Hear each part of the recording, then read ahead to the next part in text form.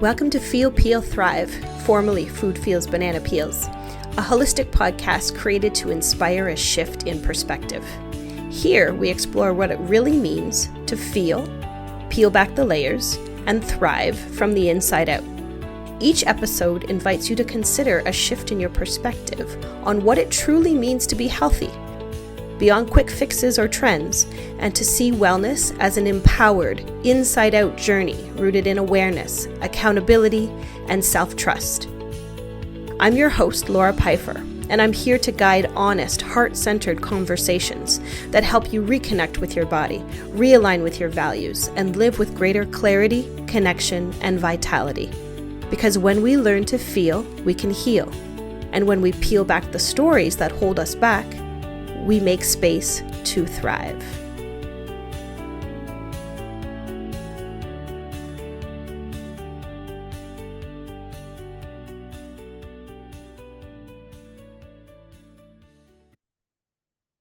So hi and welcome today. I'm Laura and I'm really excited to chat with an amazing human who has been a huge part of my own journey in self-awareness and work. He's Pete Bernard. Pete Bernard is a spiritual alchemist. He's a soon-to-be published author. His book is going to be released the end of this year. We'll talk a little bit about that a little later on. He's a holder of sacred space in spiritual healing and energy medicine. His work is to be of service and to help address the non-physical causes of people's issues and imbalances, and he resolves them using spirit, energy, and consciousness. He's also a great teacher, as I mentioned, and he passes down his wisdom and knowledge to others in the form of courses, retreats. He facilitates one-on-one energy medicine sessions that are amazing, and he also facilitates healing circles both from a distance and from his space in Ottawa, Canada. Welcome, Pete. It's amazing to have you today. Thank you so much for being on the podcast. Well, thank you, Laura. Thank you for having me. It's great to be here. I look forward to our ongoing conversation. Me as well. Me as well. It's been a long time coming. I've trained with you over the years, and we've developed this, friendship. You are always one of those people that I go to when I have questions, because you seem to be that that guy who just knows a lot about a lot of different things, and not the traditional stuff. I want to say a lot of what you work with is dealing with the non-physical issues of what people are experiencing right now. Can you elaborate on that? Because there will likely be lots of people who will say, "What are you talking about, Laura? The non-physical." Yeah, when you think about anybody who has a physical condition, the question is, did it begin physically? Did it begin somewhere else? Before that, was it an emotion? Before that, was it a thought? Before that, was it a belief? Um, we're multi-level beings. There's a lot to us. So sometimes when things, we believe they enter into our spiritual field first in the form of beliefs or limiting beliefs. Then from there, we have thoughts about them, and then we have emotions about them. And then by that time, they become something. So I think it's where it's easiest to see is so many people talk about having phantom pain. They'll go to their doctor, they'll get it checked out. They might even get imaging done. They come back and there's nothing there, but there's this pain. And so if we know the pain is not physical, but it's manifesting physically, what is it? So anytime you're talking about the idea of any type of diagnosis, they're trying to tell you in a way they understand this is what it is, but they might not know what's actually causing it. So we look at causal points as to what seemingly related or unrelated thing is causing a person's physical issue. And so I see it day in and day out is that the body never forgets. There's that book, The Body Keeps Score. And there's this idea that your body doesn't forget anything. And humans have a tremendous capacity to repress or suppress things that have happened with them. They compartmentalize, and then there comes a point where it just all literally comes to the surface. So anytime you hear someone saying that it's come to the surface, it means it's come to the physical level or to the level that they're now aware. They can't compartmentalize anymore. They can't hold it down. It is now coming up and out. So we look at those things and how they contribute to health.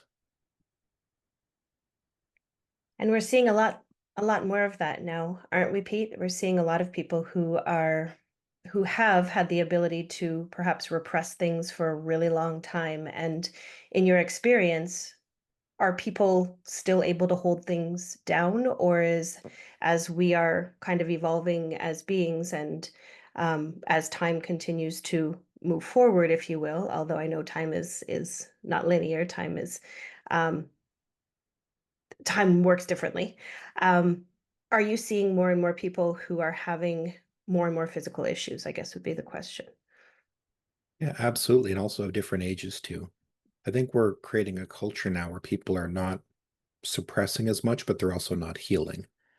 They are externalizing. People always believe their emotions are correct and that their emotions are true and that their emotions are facts, and when in fact they're not. An emotion is a response to something. So when people are at a point, I think of the society, the world we've created doesn't have a lot of patience left. There's an immediacy with our technology. We want it faster. We want to be able to do things almost immediately. It puts us at odds, I think, with the natural world. And the natural world, the more we become disconnected from it, I think the more pain we're going to feel physically in the body. They tell people, just go out into the woods. We can do that now. Are we going to be able to do that 20 years from now? Mm, We don't know. right. And people say that sounds alarmist, but there's other groups that think maybe that's not so far away. This idea of just having green spaces and places where we can be and to have that. So I think people are just expressing different kinds of pain, and some of it is expressing physically. So let's talk a little bit. You talked about, going to the earth. You work very and live very symbiotically with the earth. And in the studying that I've done with you, you have very much taught me a lot about working symbiotically with the earth because the earth has this ability to inherently help us to heal. Can you talk a little bit about that for people?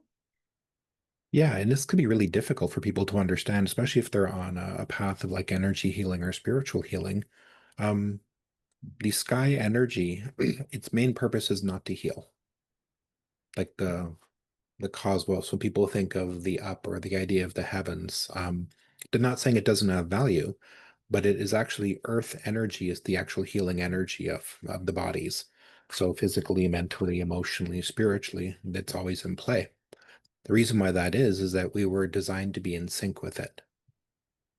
And it was meant to be a safeguard so that we would always have that idea, like if the environment is off, if the world is off, we would know it because we would feel it. And then we would do things to come back into our relationship. So when we deviate from that, we do tend to get sick as a species, as individuals. And just to give you an idea of that, there's been more books now that have been published on what they call earthing. Earthing is getting out with your bare feet on the earth. There's earthing products that you can buy, books on earthing. A very simple concept. Just get out on the earth. Get out, lay on the earth, not on a blanket, like directly on the earth, walk bare feet on the earth, make that connection. Um, we know that it has value because of how, things flow through our bodies.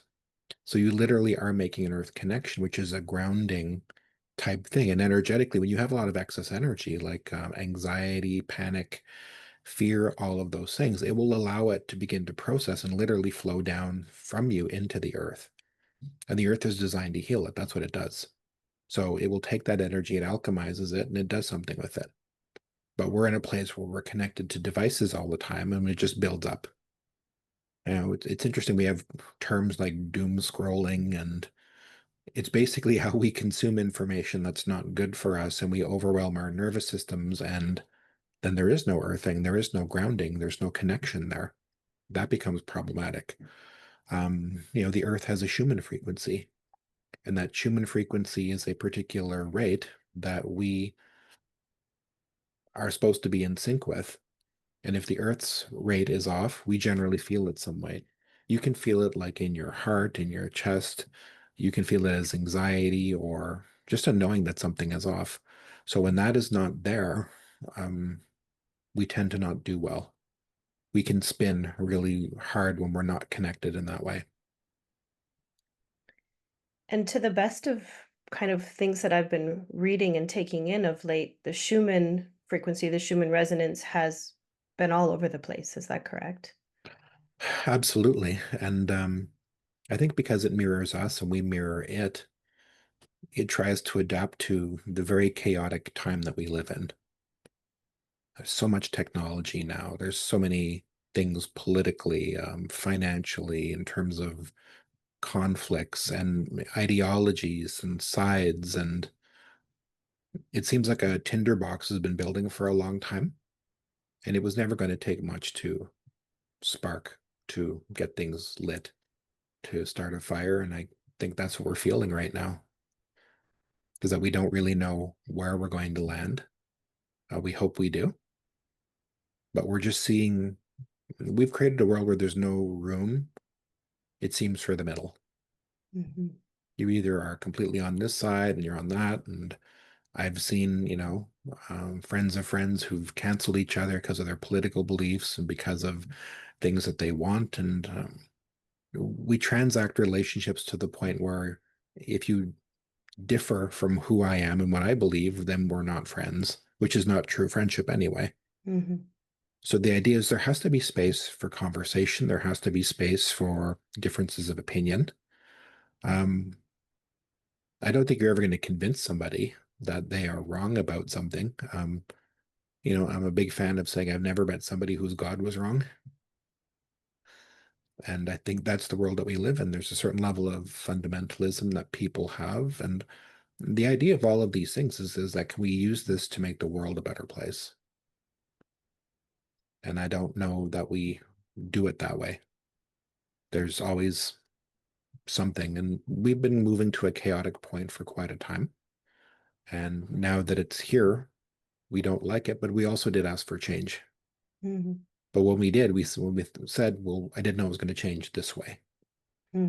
I thought it was going to change peacefully in the highest good for all people, and it was going to be a smooth transition with support staff, and that never happened. But it I never hope does. so. Yeah. Yeah, because it, Hmm. it has to mirror nature, our change. And when we were talking about the book, when I was finishing it off, I was asked to write an epilogue. And it's just basically what would you say to people? Like not in terms of instructions, but in terms of like encouragement.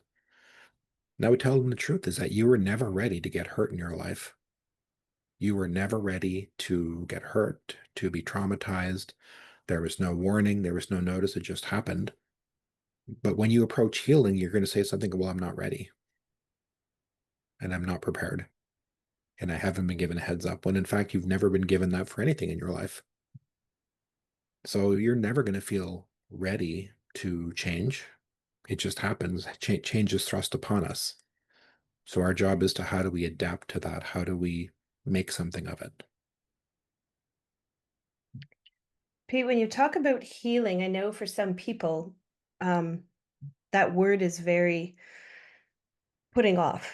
That the healing might to some people mean that they're broken and they don't see themselves as broken. Can you talk a little bit about about healing in and of itself and why someone might seek that journey of self-awareness to find something that maybe is imbalanced within them? Mhm. I think the very nature of healing is offensive because it reminds us that we got hurt. Hmm. It reminds us that if we consider ourselves hurt, that means it hasn't healed. Well, then that brings up our beliefs, which means either we believe that it can't be healed, which is what a lot of people think something from Hmm. your past can't be healed because that's already happened. And that's not, I mean, that's a belief people have. I'm not saying it's a truth, but healing is offensive because it reminds us of what happened, that it reminds us that we have work to do. Hmm. And the fact we shouldn't have to do that work because we weren't the one that hurt us, it was somebody else. Now I've got to clean up their mess. And then if it's a mess, then I'm the mess. Hmm. And I don't want to be a mess. But then in our moments that when we're being true, we can acknowledge we have messy parts. And we don't like being accused of being broken, but sometimes we do feel that way. Um, it's interesting, a trauma will reorganize you. It was going to move things around inside of you. Some things on the left can become right, some up can be dumbed down, some inside can become outside, some parts can be missing. That's the nature of trauma. It's what it does is it is meant to reorganize you because you're taking on information that your body usually had no reference points for. And now you've got to figure it out. You don't have a dictionary. You don't have an appendix to go through and say, well, what is this? And everything happens very, very quickly. So when people, you know, come to the awareness that they need healing, they're either going to keep doing what they're doing and they're going to keep getting the same results because no matter who comes into your life, you're going to be you. You can be somebody different when you first meet somebody for 6 weeks. That's an easy piece of work. The time after that, you're going to relax back into being yourself. And at that point, your issues and their issues are going to dance. And you're going to find that your issues are compatible. Maybe you're not, though. So I think, when people are talking about this idea of being broken and what it implies is that healing is a natural part of life, the same way that when you get cut, it is meant to clot and then it is meant to scab, and then maybe it scars. Not all the time, but sometimes it does. That is a natural process. It's not different mentally, emotionally, or spiritually when we're healing. So understanding that you need healing, there's so much less stigma now in mental health than there used to be. And if we're saying mental health, we're also talking spiritual health. They are the same. Um, and if spirit is too woo-woo for some people, all it really means is beliefs. So mental health, we tend to think about as stress and anxiety and managing it and where it comes from is a large part of where we are. But it's the beliefs behind them. If you believe that something can't heal, that's going to leave you in a space where you've got a limited number of moves. If you believe that it can heal, it will set you on a journey. Maybe I'm not finding it in this particular system. Maybe I'm going to find it somewhere else. So it's common now that people have complementary alternative medicine. They could be working with an oncologist, and they can also be working with somebody in a more alternative field. That's more common. So people say you want to take care of your mental health, take care of your spiritual health, your emotional health. That's really where we excel. Absolutely. And there's more and more practitioners now who are recognizing the need for collaboration because we have been for so long, essentially, you talked at the beginning and what you were kind of saying was getting to I don't think you used the word root, but we have been skimming the surface and band-aiding so many things for so long in our healing modalities, our Western type healing. And in my own experience and my own journey, and you've been a huge help with that, energy medicine has helped to find the root. Shifting and changing consciousness and beliefs have helped to find the root. I always say Western medicine saved my life. Without antibiotics, I would not have likely made it through those acute times of sepsis. However, getting into that mental, physical, emotional, spiritual health all began really with reevaluating the belief systems and what was really at the root of what ended up manifesting physically. Mhm. And I think for a lot of people too, they equate healing with having your symptoms addressed. And if your symptoms are managed, for some people that is healing. But the idea is what's managing your symptoms having side effects. Hmm.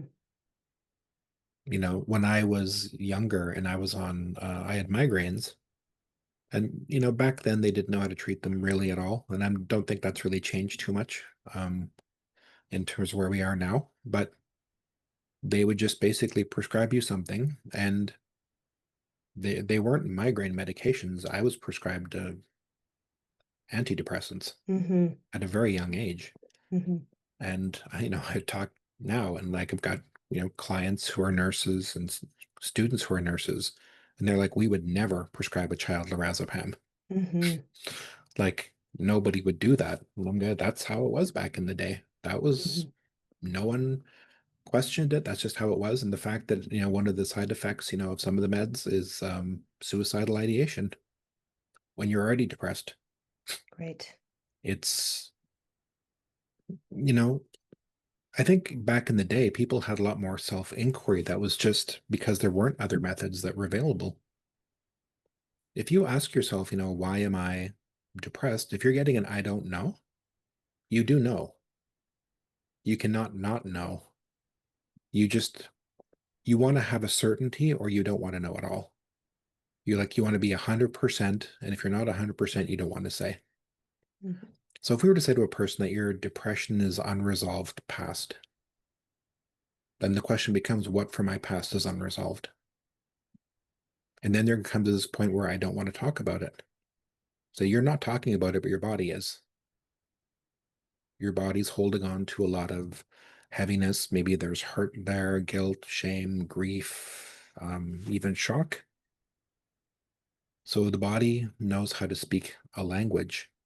And when you get into the specifics of you, if you don't get into those root causes, you're not going to know that. Everything will grow back. You cut the grass, it grows back. You pull things out by the root, that doesn't grow back. And so your job is to alchemize what's in that root. What is the thing, the actual cause that is creating the effect that I'm living in? So if your body is at a point where it doesn't really understand time, what that means is things that have happened to you, as far as your body's concerned, are still happening to you. So your unresolved traumas are actually active in your body as far as that your body's concerned, because it does not have a memory of it healing. How could it? It doesn't make sense. It's like, well, there's that thing that happened to you, but we never did anything about it. Not then. You normally can in the moment of trauma, but since then, we also haven't done anything. We just kind of keep reliving the trauma. We talk about it, we feel it, we see it in our minds. And every time we do, we re traumatize ourselves. So when the body has no memory of something having healed, it keeps it active. And people don't understand what that does to them, telling the same old stories over and over again. Um, People need to create rituals whereby they can have a different vision of their past. And so much of the work is shifting now. Now moving into my 50s, I've now come to the understanding that what has happened to any of us is actually not that important, myself included. Uh, Hmm. it's easy though to say, I am the way I am because of what has happened to me. There's validity in that. But the idea of who you're becoming actually has a bigger impact and effect on you than all of that. Like the future you, the future Laura, the future listener of this podcast. Do you really meaningfully think in your day? To start your day thinking about who would I like to be 6 months from now? And you let go of the limits. Well, I can't do that because I don't have money. Well, maybe 6 months from now you will. Um, the changes that you require do not need money. Visioning does not require money. It doesn't require time other than the time to vision.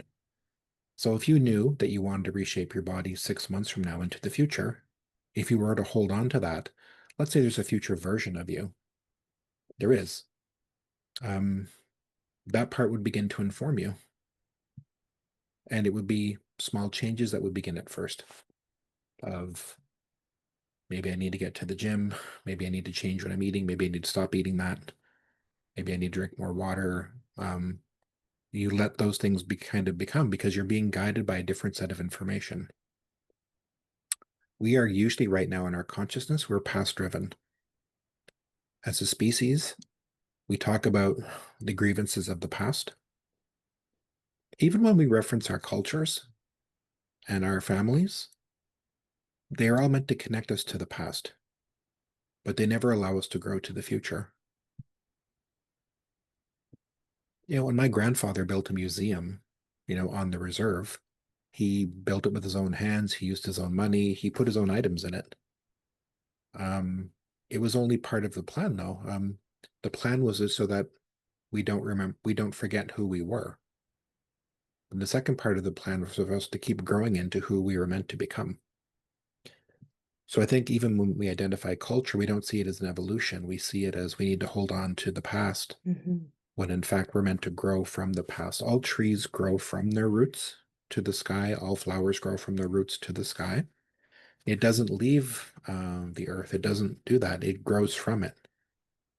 So if you can grow from where you are in your issue, if you can grow from where you are in your trauma and your pain, um, it would teach you something.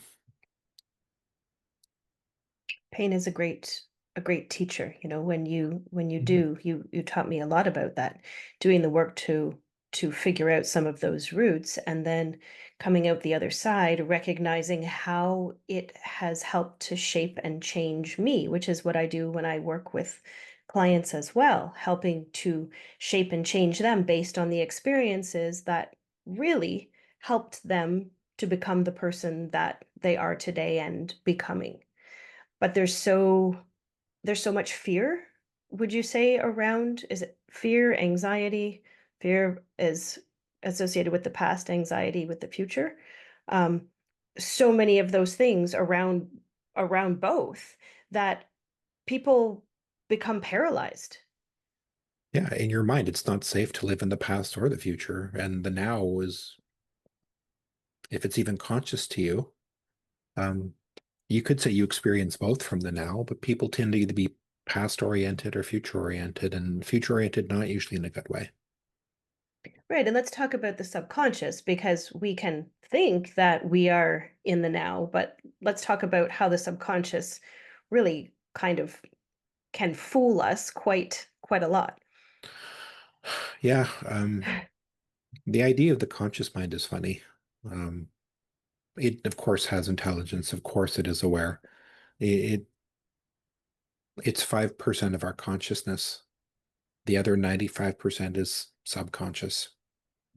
So when you think that you are consciously making a decision, the odds are that decision was already made and it wasn't made by your conscious mind. You start driving somewhere, you don't really know where you're going, but you end up somewhere. Was that a conscious choice? In your highway hypnosis, when that happens, you end up somewhere. Some part of you knew where you were going. When I say that people like to get into their I don't knows, you'd be surprised with a few deep breaths with your eyes closed and asking yourself a question. You'd Mhm, be surprised what you know. So there comes a point, is there a choice here of maybe I just don't want to know?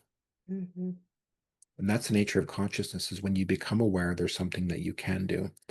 So your subconscious mind holds a repository of your entire life.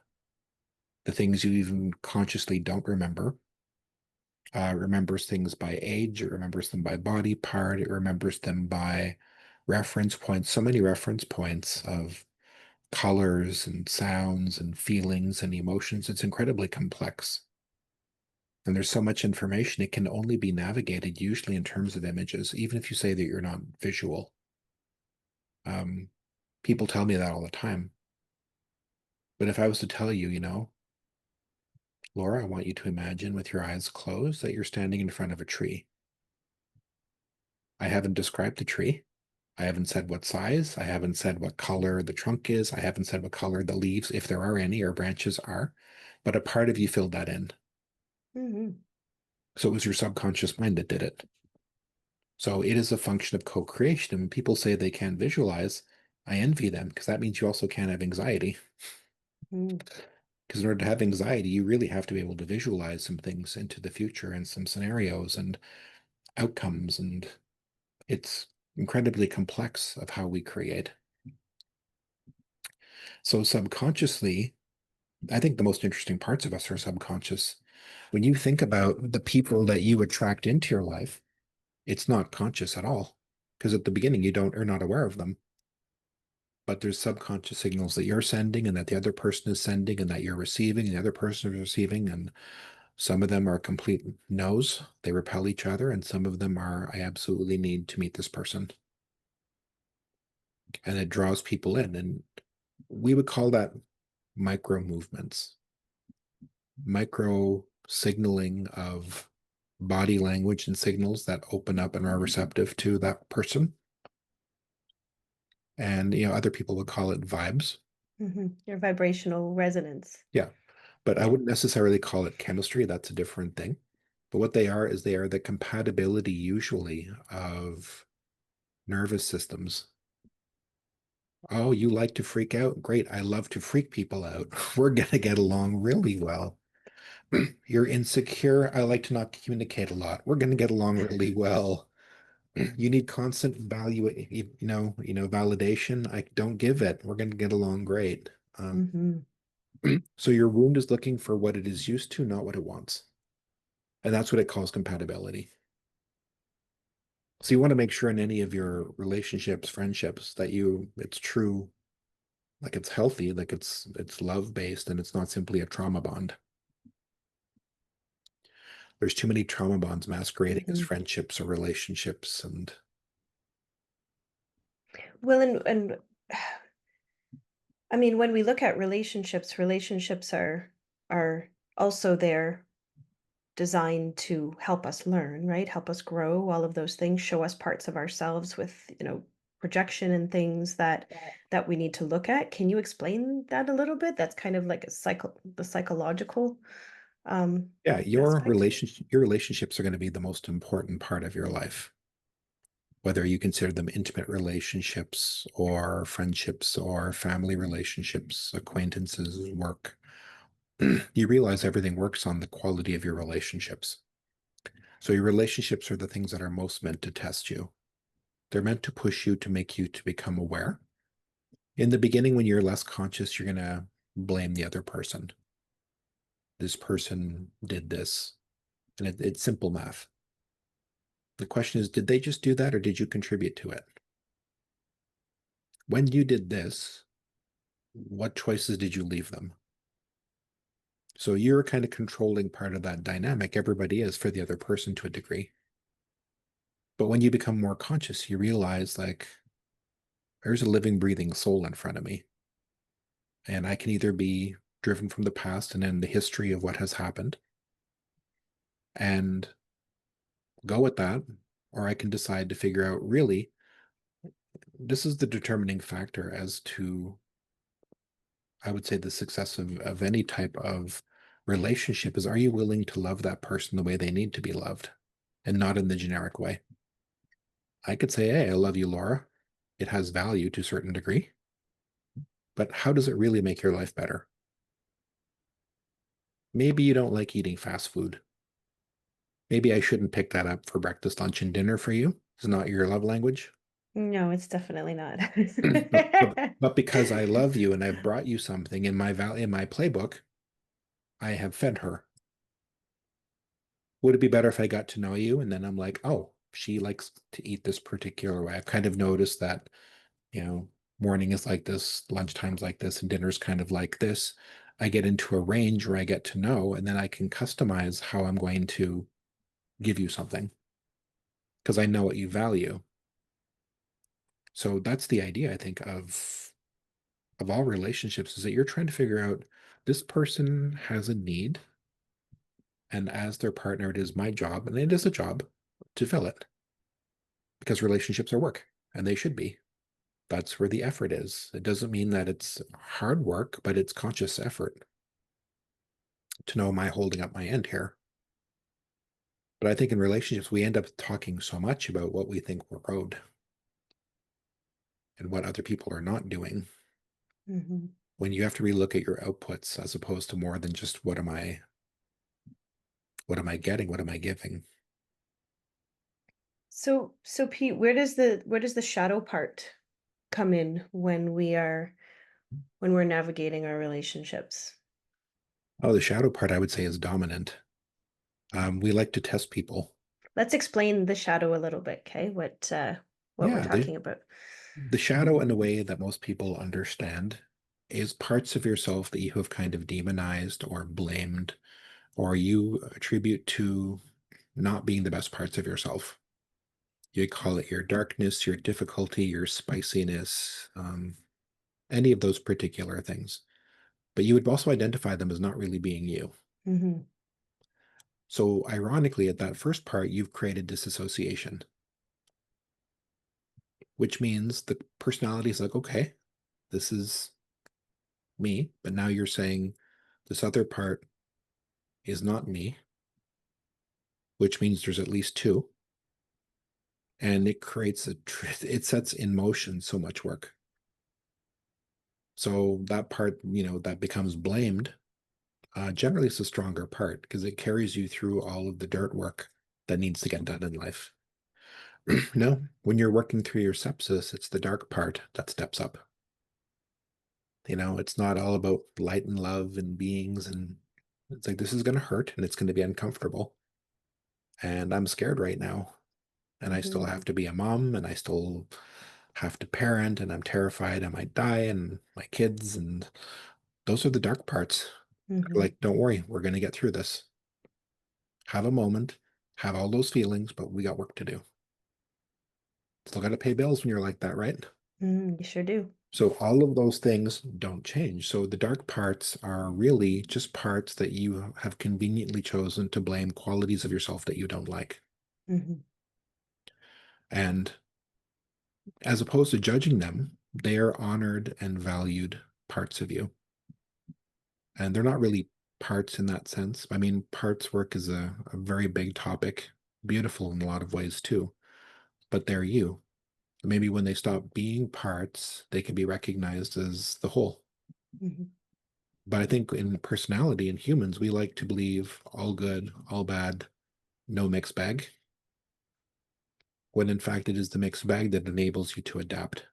Yes. There's times in your life where you have to be strong and you have to be assertive and you have to maintain your boundaries. Dark part does that. Mm. It's not the light part. There's no walls, there's no boundaries. We're all just beings of light floating around in the sky, hoping we don't get hit by lightning. So that part, the dark part is street smart. It understands human behavior. When you can assess a person and not judge them, but assess them as to what you think they are and what they're going to do in your life, um, it has harder conversations for you. It's like, look, you might really like this person, but there's something off here. We're not judging them, but this might not be the best thing for you. Those are the dark parts that give you those heads up. It's not spirit intuition in the way that people think. Because spirit intuition doesn't judge people, it doesn't assess threat in that way. It's more non judgmental, more universal. And yes, it wants to see the best in everybody. The problem with that, I'm guilty of this too, is I can see the best in everybody. It doesn't mean they want to be that though. Mhm. And I've seen people when what they can be, and I'm like, this is beautiful. And later on, I realize they don't want to be this person, at least not right now. And I am no boundaries here because I see this light part of them, this beautiful part of them of what they can be. And I'm also not honoring them by not seeing them for who and what they are right now. So it's the dark parts of any person. That darkness is not bad, it's not evil. It is the part that has had to persevere in the absence, usually, of healing, in the absence of recognition, but is still fundamentally good. It's not its fault that it didn't heal. Because when we got hurt, we bolted and we left it there. And it had to pick up the parts and it had to learn how to move forward and it had to do difficult things. And when we don't want to do them, we can create parts that can do them. So when we talk about, shadow, there can't be light without shadow. It's actually the light that creates the shadow, not the shadow that creates light. So people often forget that in their spiritual path. They want to be beings of light, and they should also recommend they're also beings of shadow cast by that Mhm. light. And depending on where the light's hitting you, that's where your shadow is going to fall. So it's not a good thing in terms of judgment, but it's a really good thing in terms of understanding. Half of this planet spends its day in light, and the other half in dark at all times, perfectly balanced. So you're not different than that. You mirror the planet that we are. But the shadow parts don't have to be bad. They're not. They're not evil. They're not anything. They have persevered in the absence of healing, an absence of attention or awareness. I like to see Gen X. I think of them as Gen X parts. You and I grew up in that generation, and our feelings were not validated. There were no safe spaces. You had to sometimes prepare dinner. I mean, these were just things that were done and they weren't questioned. I see Gen X parts as kind of like shadow parts if you don't get it. They're functional, they are battle tested. They know they're going to be okay, even if they don't like the process. You know, it was our generation that coined that. We didn't say it at this time. We would have said if you had the right mixtape, you can do anything. Now we say if you have the right playlist, you can do anything. And I still believe that to be a truth. So the shadow parts, if you stop blaming them, if you stop demonizing them, you'd see how wise they are. And for them to really be as chill as they are, considering they didn't really get a lot of things, they didn't get a lot of resources, that is a remarkable skill of any person to be able to do that, to be that, to hold that space. So they just understand your subconscious more. They want to keep you safe. But they also want you to thrive, your shadow parts. They're saying you don't have to be lost in your trauma. They would remind you that you survived at that time. Their job was to help you survive because you were the conscious part, the light part. It was your job to do the healing. They're hoping you go back, that you heal them, that you do something for them, that you bring them back home. That's the whole idea of anything in parts work or parts therapy is that we are bringing things that we identify as parts, we're returning them to the main personality so that they're not alone. They're no longer parts. And when we stop using the word parts, there's just us. It's a whole, yeah. So much of my book talks very clearly, explicitly about parts in a very direct way in terms of what can happen when parts of us fragment off and when they go through severe trauma, what they can become and what they can do. And I'd say they're all positively intended, but their job is to deal with the specific function of life that you struggle with. Because you get triggered by events, well, what do we not get triggered by? Especially if we don't do the work, bring the light Yeah. in. Yeah. So the more work you don't do, the more triggered you are, which means the more Hmm. reactive you are. Hmm. The more reactive you are, the less proactive you are, which means are not in control of your life. Your past is, and you're reacting to things that happened 30 years ago. And if you're to tell someone it's ridiculous, it's true. Like if I said to myself, dude, you are freaking out if something happened 30 years ago. Hmm. Everybody involved in that event is dead. You are the sole surviving person. What you're choosing to do with your consciousness right now is put yourself back there like you don't have choices. And the idea of all shadow work is to realize that when you got hurt when you were younger, the shadow parts know that you have aged. They're like, you're not a little girl anymore, Laura. You are a woman. You are a mother. You're a business owner. These are things that you did. No one gave them to you. You did them Hmm. because you are capable. And you're trying to tell me now that you can heal? I know what you can do. And that's when I said that you said that pain has such tremendous value. And I believe that people need pain in their lives. The suffering is optional. Hmm. How we choose to look at it and view it and work with it, that's consciousness, right? Yeah. And pain is an important part of boundaries in the beginning to know Yes. to know what hurts you and what can hurt other people. And it has value that way. But if you don't see it, you're never going to know that. It doesn't mean it's always going to remain as pain, but it's an important building block in the beginning to understand that, yeah, pain has tremendous value and it can create boundaries and it can let you know something is hurting you, or that it's not for you. You need to know that, or that this is a no moment. Mhm. So those are the things that come with pain as a teacher. Now, when your body's hurting, it's not going to say, well, I'm not hurting. No, it's hurting. It's telling you.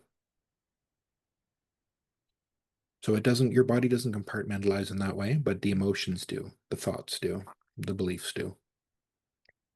Okay, so this brings me to a few things because you've expanded on so many different things in our conversation already, Pete. So just a couple more things. One was about the nervous system. You touched on it a little bit, the nervous system and its role in healing. And let's talk a little bit about that, how the non-physical affects the nervous system. Can you make some interconnections there and what happens when we begin running these nervous system loops? When we remove the trauma, we remove something that, maybe was a stress or a trigger or something like that, but we're still running in these nervous system loops, which I think is happening a lot for people right now. Okay. The way I describe it to first responders or military people who work with me, I will get them to explain to me in their way, what were you told about your post-traumatic stress disorder? And they will give me some type of clinical explanation. It stems from I am triggered by this particular event, and these types of things trigger me. And at that point, I relive it to some degree. So sometimes it's very visceral, quite literally, and other times it's mentally or emotionally or in terms of memory. They're there and they're acting in a way that they can't control. So for those people, it loops. And the reason why it loops is because it's not rooting down into the earth, which is the nervous system. So their nervous system is holding on to it and it just keeps building momentum. It makes this circular motion, but it doesn't root down into the earth like this little picture here. So I like having trees in my background because It's it's a little. beautiful. So these things are meant to root. Like this image is just really our nervous system. That is what it is. Beautiful. So all of this is meant to root down into the earth, quite literally. And when it doesn't do that because of a trauma, it will circulate in the entire system and it builds momentum and it becomes more of a point of mental focus. Whereas healing, when people have those big releases, what happens is right down into the earth. They've let go. And the emotional release that they're having is a byproduct of their nervous system now feeling safe enough that it can actually have that experience. And that we're going to take it from the nervous system, which has now got too much energy in it, too much mental, emotional, spiritual, even physical energy. We're reducing it to a point where it doesn't have that. When we do that, that person is either going to experience cold or heat. I'll either hear I am freezing right now or I am boiling. And it will depend on what they let go of. When you've got too much energy in your system and you let that go, you're going to feel cold, even though you're actually returned closer to a normal temperature. Just your body's gotten used to that excess heat from energy that just doesn't process. So, nervous system is everything.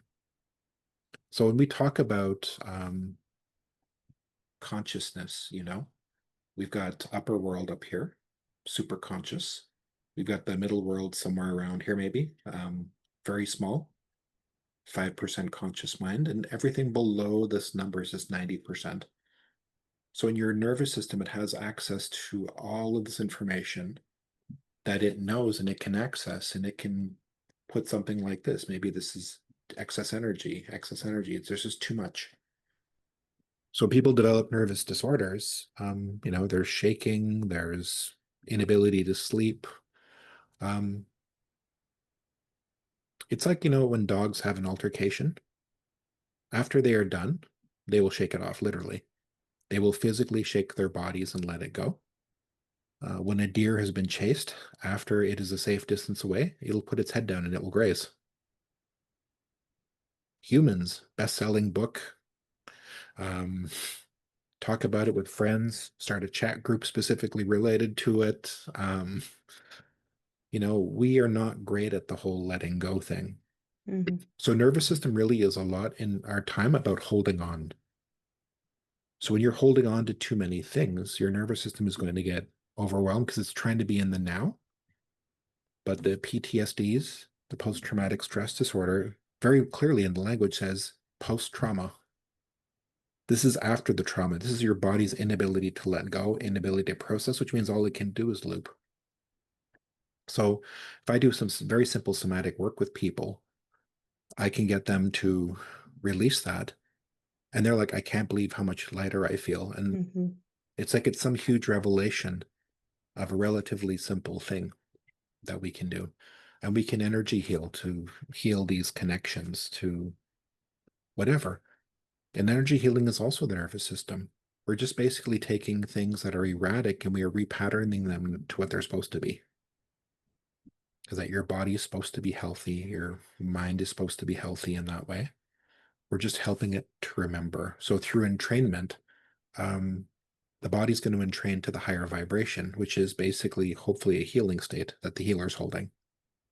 So you're not healing people in the way you think, you are helping them to remember this is how you were before you got hurt. So from there, you can grow. But while you're in that state, you're not going to. You're going to be looking to avoid it. You're going to be in a pattern that you don't want to be in, but you don't know how to get out of. So your nervous system, I would say for a person, if you want to do an understanding of where is your mental, emotional, spiritual health, I'd look at the quality of your sleep. Do you have difficulty getting to sleep? Do you have difficulty staying asleep? And do you wake up at a specific time?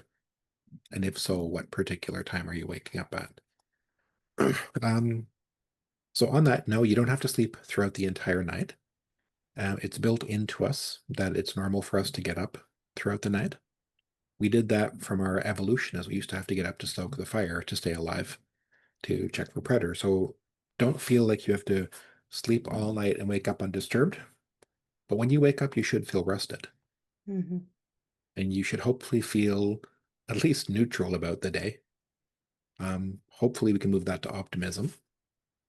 But um, yeah, there's some people I know they can't really sleep. It's very difficult for them to get to sleep. When they do, they feel worse than when they wake up Hmm. because the quality of the sleep hasn't been there because they can't get into those delta thetas. And the reason is that they just don't feel safe. Hmm. So they've got to be on alert. So they've got a very shallow sleep. So that's the indicator for most people. Like, how's your nervous system doing? How well do you sleep?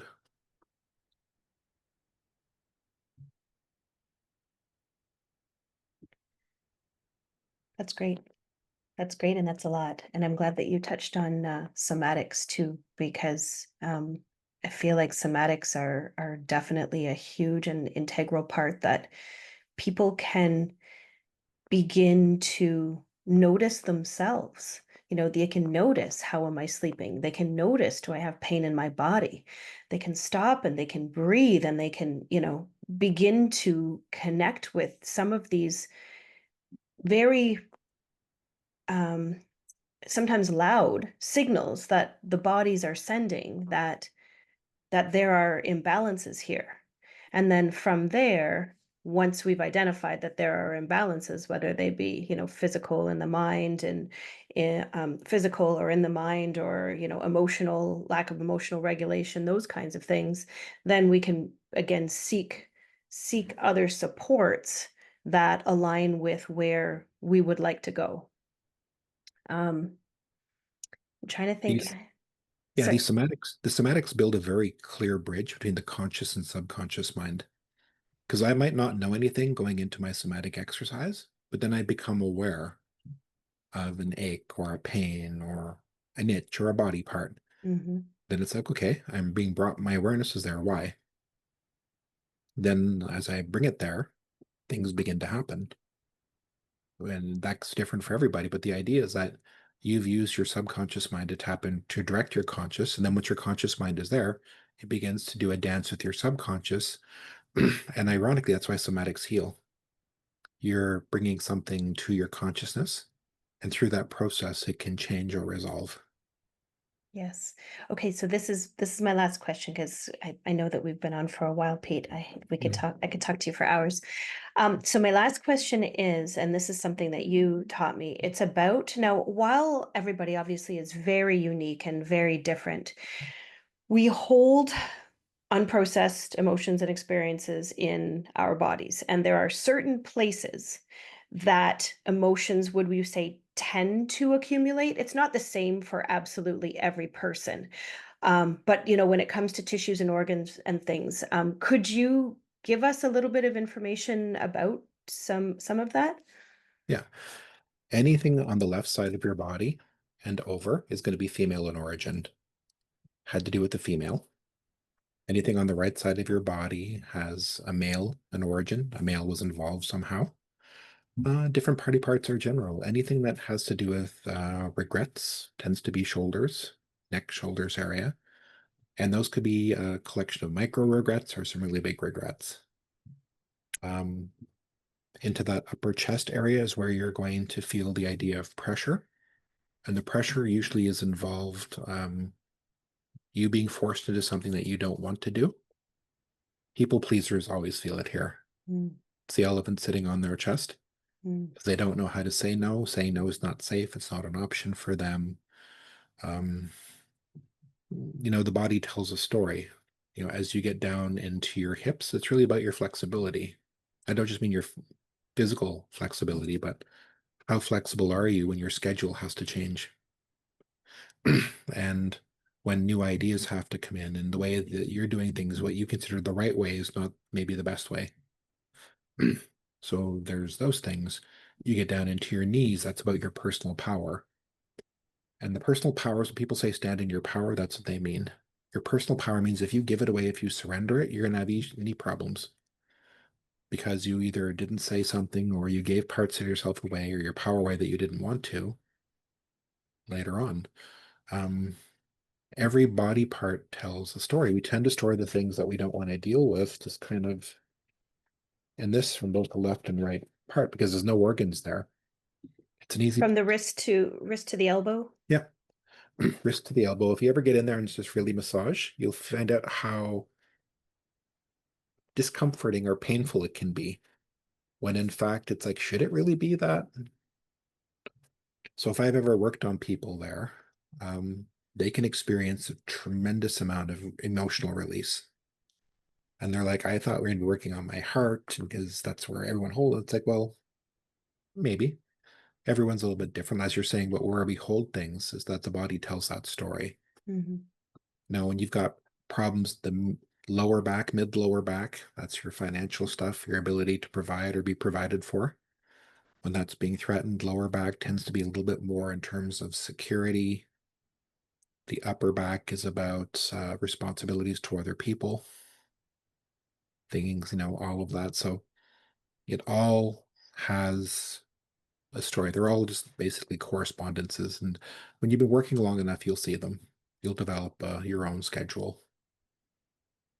Absolutely. And so if people take away anything from our conversation, because there's a lot that we chatted about, I feel like it's just so important to come out of the mindset that, we need to distract ourselves 24/7 because we want to get away from the pain, we want to get away from the emotion, we want to get away from all this stuff, where really if we brought ourselves inward and spent a little more time with ourselves, we would actually be able to access a lot of the information that we are seeking outside of us. Correct. If you're really able to just sit with yourself and allow in what I would call just a relaxed curiosity, I like that. you're not trying to judge anything. You're not trying to be right. You're not trying to be wrong. It's just allowing. And if you were just to sit with yourself and to allow, if you're being anxious, allow yourself to be anxious. It's like, okay, I'm anxious right now. What does it actually feel like in the physical body? Like, how do I feel it physically? What are my thoughts right now? What are my emotions? What do I believe? And then ask a question. Okay, I see you. I hear you. I definitely feel you. What do you want? What do you want to show me? Where do you want to take me? What do you want me to be aware of? It's just simple inquiry because that's Mhm. what a journey is. A spiritual journey, guided meditation is really an interface for a person to have self inquiry. We create maps in medicine work that are meant to map out the brain. So they're mapping out the brain and the coherence with the heart. So the longer the journey that we teach, it's because it's got to make its way from the head to the heart or the heart to the head. Shorter journeys can be heart or head, but they're basically a neural pathway connection that we are trying to see what are you holding on to here? What kind of trauma is impacting you? What has to be released? So I think just being able to allow something with the expectation that it doesn't need to heal right now, Mhm. I have to hold space for it right now.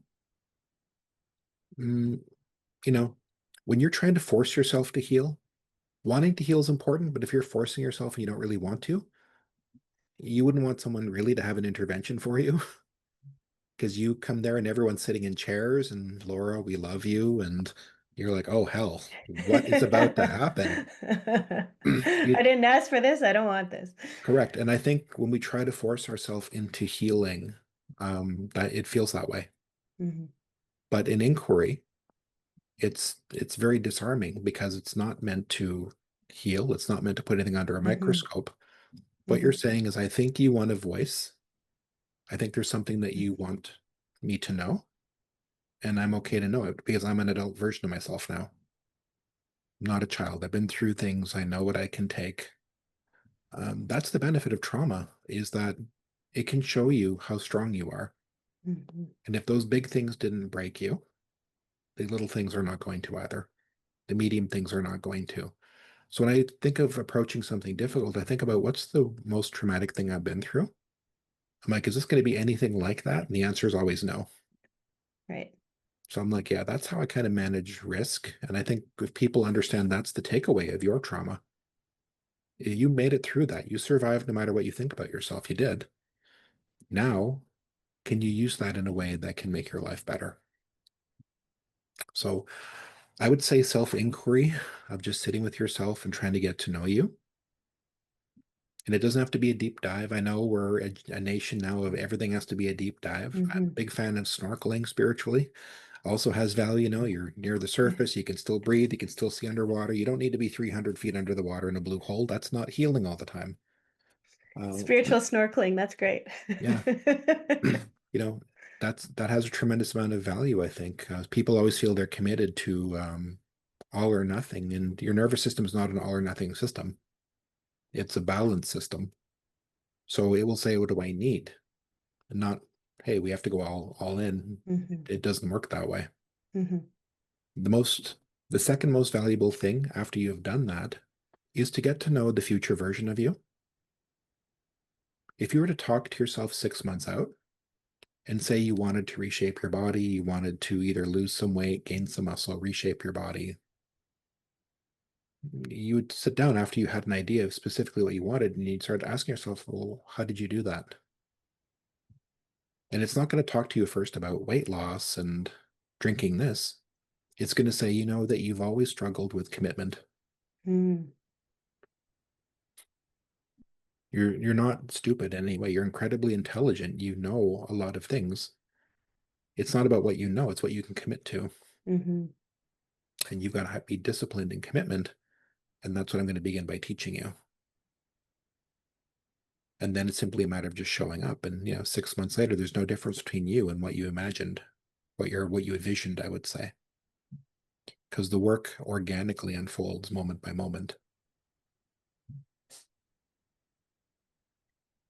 So the future you, incredibly intelligent, the you that you are also.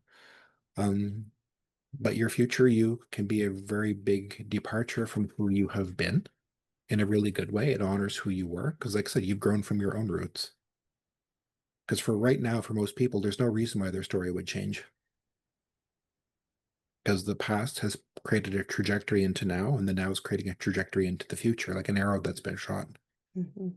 Future self takes the arrow and stops it midair, decides where, if it wants it to go anywhere, and it chooses a new direction and it goes.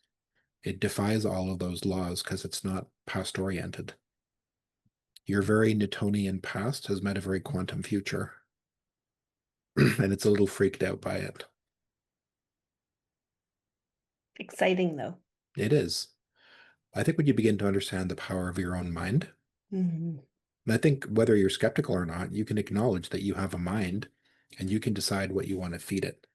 What do you want to learn? What do you want to test? What do you want to do with it?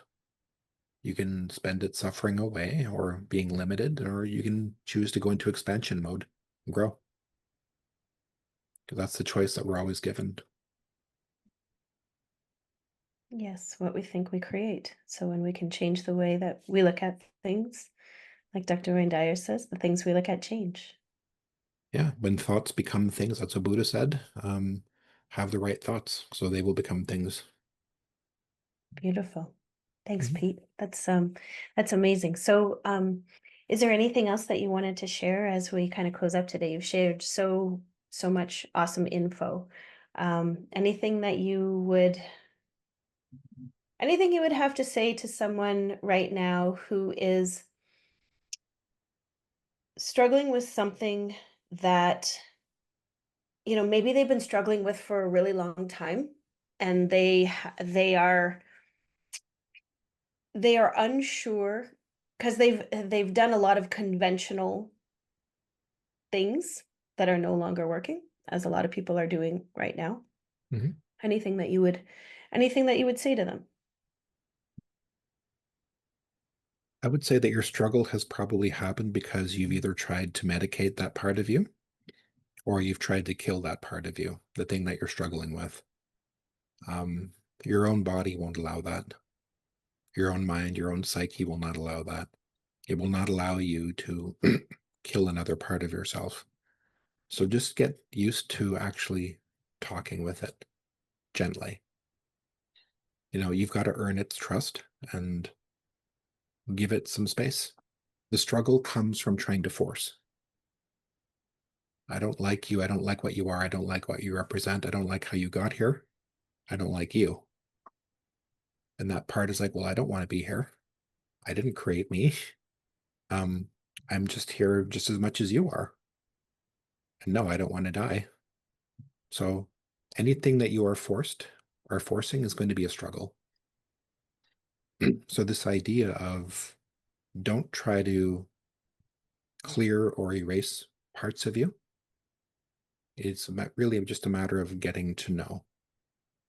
And if you do that, you're going to feel the pressure begin to immediately release because everything that is not known to you starts to become known. And then at that point, you're just getting to know yourself. There's nothing threatening about that. We can begin to see the beauty in the process of that. Yeah, it really is. The less is more. And, self inquiry is an important part of growing and understanding and becoming. Sure is. Well, thank you, Pete. Thank you for all of that today. Thank you for everything that you shared. I want to tell everybody that you can connect with Pete should you wish. The8thfire.com is his website. And he assures me that before the end of the year, your new book, Red Rain, A Soul Fractured, will come out. So look for that. Where can people find that, Pete? Oh, they'll be able to find it on Amazon. Okay. So on Amazon, probably on your website too, the8thfire.com. If you Hmm. want to do any training with Pete, I would highly recommend it if you're looking at some um, deeper dive into self-inquiry. If you really want to learn about yourself, great opportunities there. You have a new Earning the Light. Is that already released? Yeah, we have a new Earning Light program that's beginning online in February 2026. So you can take that anywhere in the world. Yes. All of the videos are recorded live. So even if you have to miss a class, you can always get caught up in your own student account. So we have got people right now from all over the world that are taking it. And it's really a self-inquiry program. It's a self-healing program. So it's about you. So if you really want to get that sense of who you are and get to know yourself, get to know your own power, it's a beautiful program. The testimonials are incredible for it. Yes, and I definitely would say that it was a huge part of my journey and my trajectory, and I would definitely recommend Pete. And then if you would like to maybe try a healing session with Pete because he is fantastic one-on-one as well. You can do that interconnected, so somebody doesn't have to necessarily see you in Ottawa. You could do that online as well. Yeah, we do phone sessions for those who are old school. We do Zoom sessions. We can do anything with the technology now. So wherever you are in the world, we can connect. Beautiful. Okay, so thanks again, Pete. It's always lovely to chat with you, and thank you for sharing everything that you have today. You've given me always, and I'm sure all of the listeners a lot to think about. And I would recommend definitely listening to this again. There will be things that you will find will come up a second or third time around. I'm already thinking about going back over this even before it's released. So thank you again, Pete. I love you, and I'm so so grateful for you for everything that you've done for me and you do for so many people in our journeys. Thank you for having me, Laura. It's always a pleasure, and I love you too. Miigwech. Very good. Thanks so much for tuning in to Feel, Peel, Thrive. I'm so grateful you're here and part of this space for reflection and growth. If something from today's episode spoke to you, please share it with a friend or someone who might need it. And take a moment to rate, comment, or leave a short review for me on Apple, Spotify, or YouTube. It really helps the podcast to grow and keeps these conversations flowing to more people who are ready to shift how they see health and healing. Together, we can help more people feel, peel, and thrive from the inside out.